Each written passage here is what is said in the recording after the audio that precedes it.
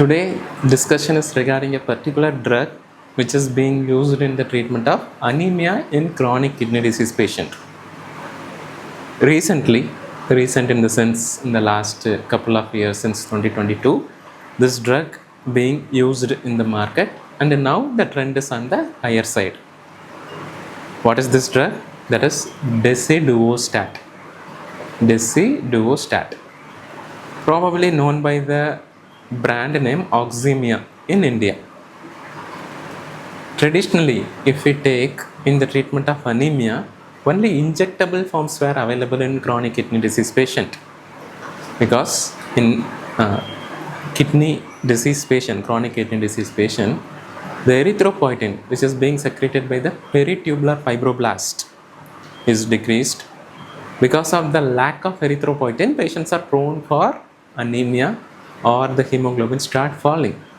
That's why we supplement erythropoietin in as it is formulation or some form of it longer acting duration, erythropoietin, DR.MANOJ, Mesira, like these formulations were available previously.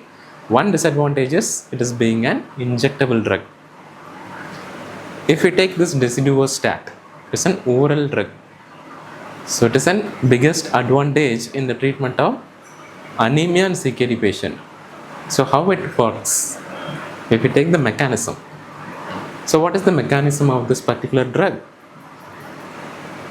Erythropoietin, it is nothing but exogenously we are giving erythropoietin.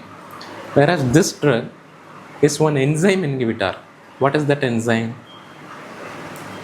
HIF is hypoxia inducible factor, prolyl hydroxylase. See, there is one thing called HIF, hypoxia inducible factor. It goes and acts on the gene and induces formation of this erythropoietin. This is being destroyed by one enzyme that is being blocked.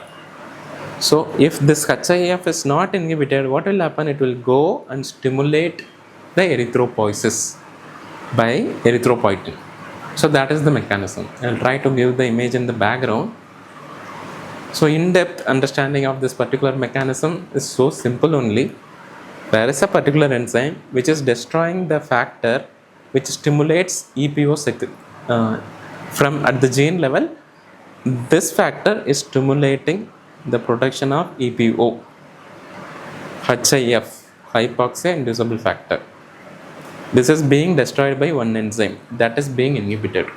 So what will happen if this drug is given? It will go, HIF inhibitor will be acting for a longer duration, goes and stimulates the gene which secretes the erythropoietin.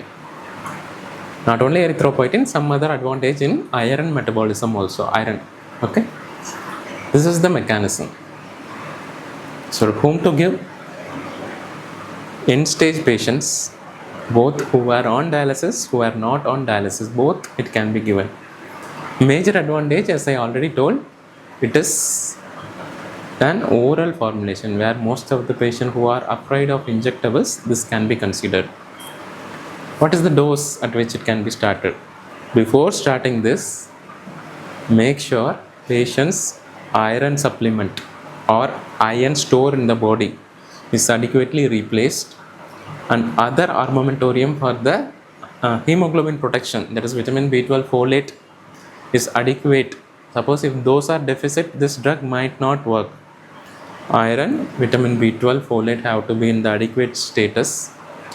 Then if this drug is given, the response will start occurring over a period of 3 to 6 weeks. Alternate day it can be given. Okay, over a period of 1 week you can give 3 times or 2 times. The dosage formulation is available at 50 milligram or 100 milligram. As per the patient weight you can decide upon, and the tolerability. That clinical decision have to be taken into consideration. Other parameters, you can't directly jump, I will give this milligram, 50 milligram or 100 milligram. Take the pill burden, how much patient can tolerate. So those things should be taken into consideration. So coming to the other advantage, apart from being an oral tablet, what are the other advantage? It is having a better iron metabolism, reduces that iron malabsorption, better utilization of the iron this drug do compared to the erythropoietin. So this is one extra advantage and it can be given in both dialysis and non-dialysis patient also. Then coming to the side effects, why can't this drug can be given? Unless any oral drug can be associated with GI side effects. Apart from that, the patient might be allergic to the drug, might not respond. If the patient is not tolerating, obviously you have to stop the drug. And this drug not yet proved to be superior to erythropoietin. It is proved not inferior to erythropoietin. It doesn't prove yet. Larger trial results are awaited.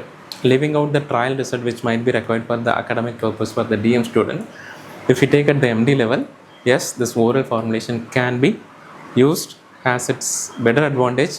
To be specific, there is no gross disadvantage. Since it is occurring at the gene level, suppose if a person is having malignancy, probably better to avoid it, or if there is a risk of malignancy, better to avoid it because it is stimulating the gene level part which might stimulate the growth.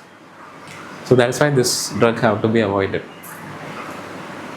So in summary, if we have to tell the erythropoietin and this desidustat comparison, erythropoietin exogenously we are supplementing the hormone.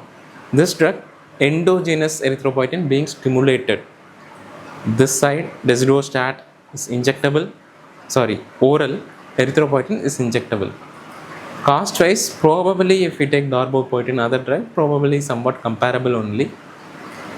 Iron stores, vitamin B12 have to be replaced or make sure the storage is good in both the things. And one more thing is, desidustat is having a better iron metabolism. The iron stores in the patient or the management of the iron part will be better. And of course, uremia should be managed at a better level for both the drugs to come for the response. And on average, it might take 2 to 4 weeks. It also takes 3 to 6 weeks or 4 to 6 weeks. The theory can vary, but on an average 1 month you have to wait for the response to come. So this is all about this drug. So bye-bye. And one disclaimer, and this is academic related discussion. It is not for the patient to follow the treatment or not, because as a CKD patient, many other parameters have to be taken into consideration. With the short discussion or looking at the net, it is not for the changing the treatment. It's just for the drug information for the academic purpose. Okay. Bye bye. We'll see you in the next video.